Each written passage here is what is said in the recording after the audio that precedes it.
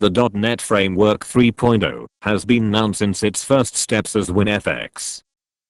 In June 2006, Microsoft announced that the official name will be .NET Framework 3.0 or NetFX 3. This change was meant to highlight continuity between the new framework and .NET 2. .NET 3 adds new components, classes, and functionality to .NET 2. This version doesn't fully replace the previous one, but it's rather an extension of what was already in place. The CLR is still the same, however .NET 3.0 is much more powerful than .NET 2. This is not a traditional versioning approach, but certainly a major add-on. Some new parts are superseding older technologies. For example, Windows Communication Foundation supersedes web services, remoting and enterprise services. This doesn't mean that they are no longer supported in the new version. They are still available, however the use of the new foundation is recommended. The four subsystems of NetFX 3 are named as Windows Presentation Foundation, Windows Communication Foundation, Windows Workflow Foundation, and CardSpace. Each of these is specialized in different areas. WPF is the graphical or presentation subsystem, specialized in all aspects relating to the user interface level. WCF relates to the communication and messaging between systems. WF is the subsystem for defining, executing, and managing workflows. CardSpace is responsible for identity management. It provides a unified interface for choosing the identity for a transaction, such as logging into a website. With WPF, it is now possible to easily create stunning user interfaces. This can be achieved through the use of a declarative XML-based language called XAML.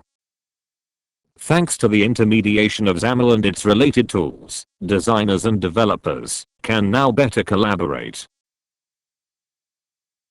The vector-based WPF rendering technology allows complex graphical operations such as zooming in and zooming out with no quality loss. WCF considerably simplifies development of distributed applications, providing common APIs to existing communication technologies such as web services, remoting, enterprise services, WS*, and MSMQ. Thanks to a declarative programming model, it is now easier to compose cross-platform service-oriented applications using the best of the communication and messaging technologies.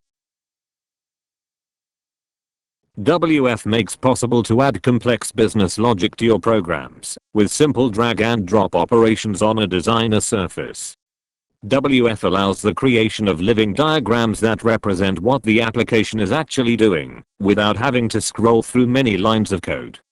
Transactional long-running processes can be created through sequential and state machine workflows.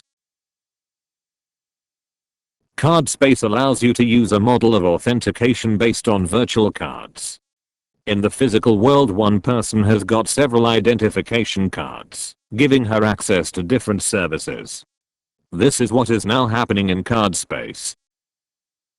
A user authenticates online through cards carrying a different level of identification details, according to the requester's needs.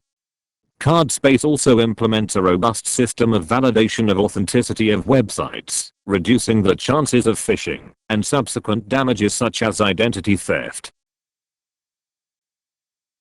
That's all for this video. Check netfxguide.com for further resources.